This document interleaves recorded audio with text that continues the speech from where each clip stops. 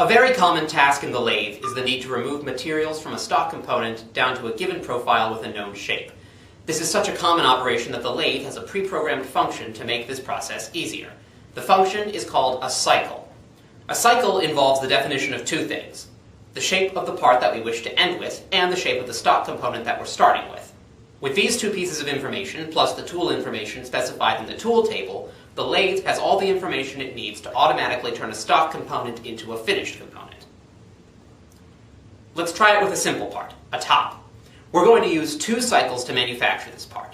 First we will cut the handle, then we will turn the top around and use a second cycle to cut the tapered section.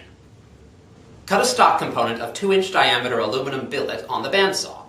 The length doesn't matter as long as it's at least 3 inches. Place the stock in a lathe and set Z0 for tool number 1 just under the face of the part. See our tutorial on basic lathe operation if you need help with this. The X0 shouldn't need to be changed. Now we will define the cycle to cut the handle of the top. Enter program mode, go to the beginning of the program, and specify a cycle event. Enter the X and Z coordinates of your starting position. An exterior profile, like this one, begins at the upper right corner and proceeds counterclockwise along the profile. To provide the machine with some clearance, cycles are programmed to begin 1/10 of an inch beyond the start of the cut in the Z direction. Since we want the center of the handle to be located at the origin, we thus begin this cycle at X0 and Z.1. In addition to the geometry, a cycle event requires you to specify information like the spindle speed and the tool feed rate. The correct value for these settings depends on the material and the tool type, and how much wear and tear you're willing to tolerate. Some recommended values are included on the tool information card at each lathe. The approach option lets you specify the cycle type as being either X or Z, which specifies the direction that layers will be removed from the stock. We will use tool 1, a right-handed cutting tool for this part. After you specify the cycle settings, press the look key. Notice how the display now shows the beginning of the cycle as a green dot relative to the location of the origin. Now we specify the shape of the final profile of our part. The shape of the profile is specified with cycle turn and cycle arc events. Turns specify straight lines, while arcs specify sections of a circle. The first cycle turn event will bring the tool from its starting position, 1/10 of an inch away from the nominal beginning of the component, and move it to where the true cut is meant to start, at the origin. To add this event, we specify the Z end and X end of the cycle turn, both of which are 0 in this case. This event appears in the look menu as a solid green line. At the end of each cycle turn and arc event is the chamfer or Conrad option. Entering a value here will add either a 45-degree chamfer or a corner radius to the end of the event.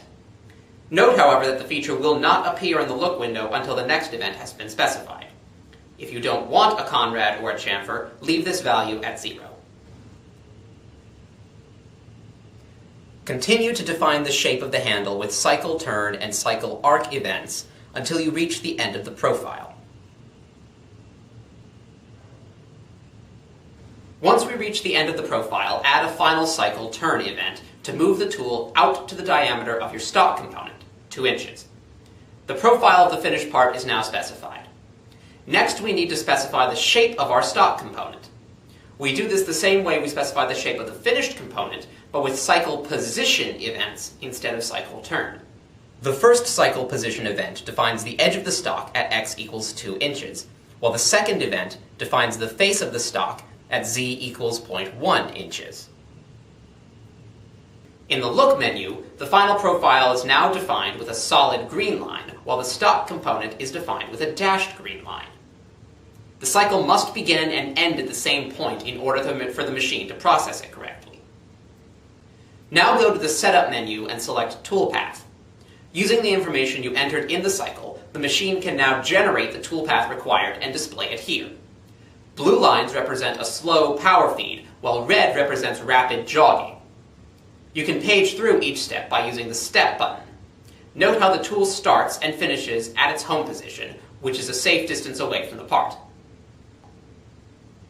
Now we can run the program. Close the door and select Run Program from the Run menu.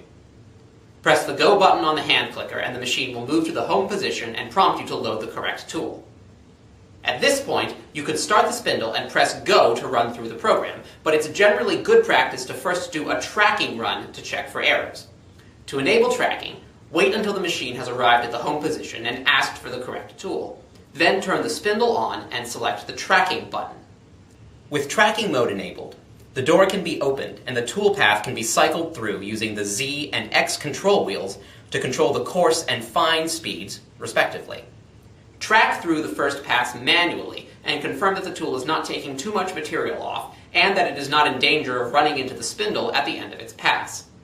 Once the first pass has been verified by tracking, you can then run the program normally by closing the door, clicking the hand controller once to exit tracking mode, and then once again to enter CNC mode. The machine automatically performs a coarse cut to get rid of the stair-step texture that was left behind by the cycle.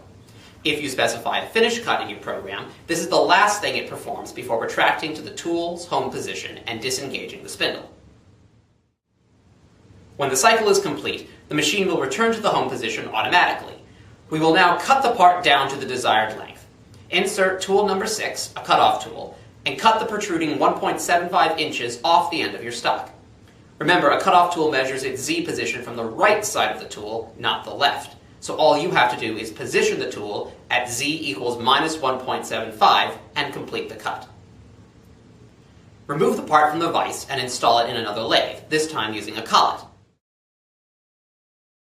As before, you will need to set the Z0 position of the tool that you use to the edge of the tool.